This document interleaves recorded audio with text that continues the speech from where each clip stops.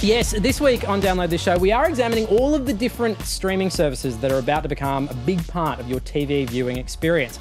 Already, we have the Foxtel-run service Presto. There's Stan, which is the service run by both Channel 9 and Fairfax, launched with the Breaking Bad prequel Better Call Saul. And very soon, we are going to have the launch of the big one, Netflix, coming into Australia. So here's the question. We have Wendy Zuckerman, a science and technology journalist, and Josiah Humphrey, who is the co-CEO of an app development company called Appster. From your point of view, you spend a lot of your time living in the States. Yeah. Is Netflix just going to come in and trample all over the other guys? To me, it comes down to content. Whoever has the best content wins. And I feel like maybe in some cases, if people say, hey, I like content from Stan and I like content from Netflix, maybe they're going to have both. But what is you look at the actual tech, on both of those, Stan versus Netflix, it's pretty much the same sort of thing.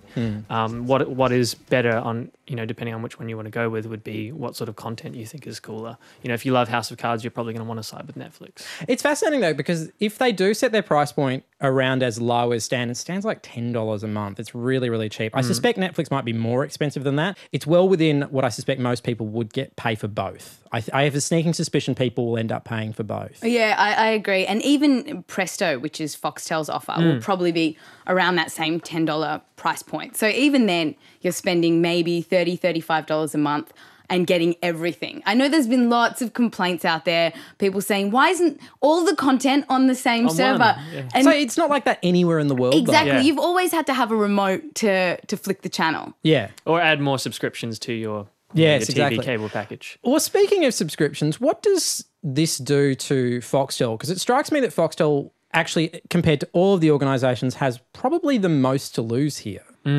That's the whole reason why they're launching Presto as well, because it is now that you can easily find content from streaming, it does become a threat to their business model, which is all being traditional cable-based, TV.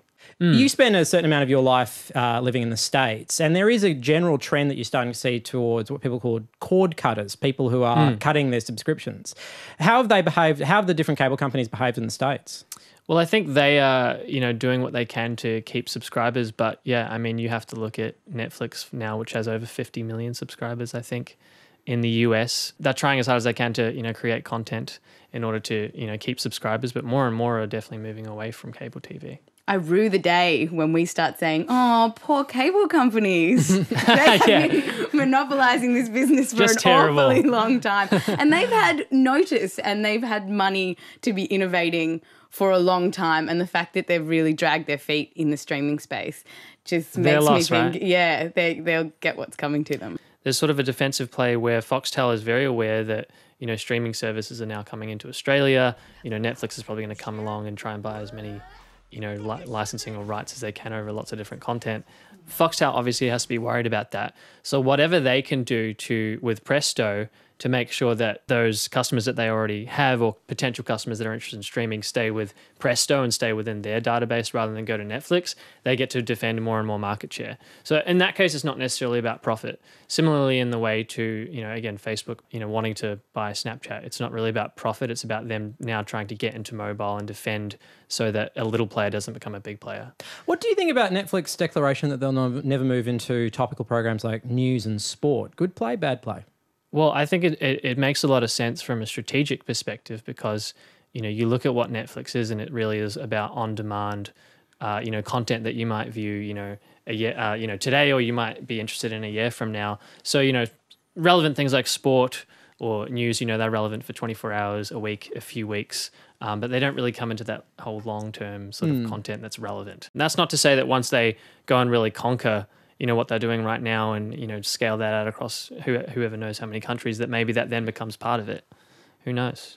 It just doesn't seem to make sense. It's so expensive to make a really good quality TV show. That's obviously where they're investing all of their cash in. And then to start branching out, starting pretty much from scratch, just doesn't seem to make sense at the moment. Not their competency. No. And you want to focus on your core competency. So, the other interesting thing they said about not necessarily developing local content just for a local market, instead focusing on brands that they can build globally.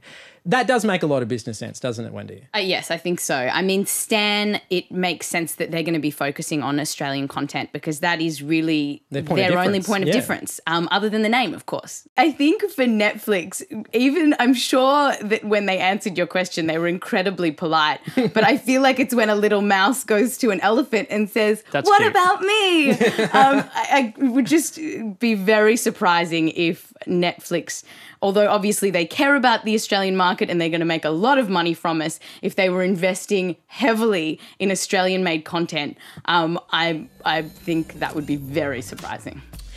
Well, if you actually want to hear from the team at Netflix, all you need to do is go to the RN website. We have a full interview with their head of innovation and their head of content, the guy who's actually picking the shows that you get to watch in Australia. You'll definitely want to have a listen to that. Plus, a whole lot more. Very big thank you to our panellists this week, Josiah Humphrey from Appster and Wendy Zuckerman from Radio National. She's around. This is the YouTube version of this, so I'm going to say click the subscribe button because it's around here somewhere, and heaps of good things happen when you do, like unicorns. Bye.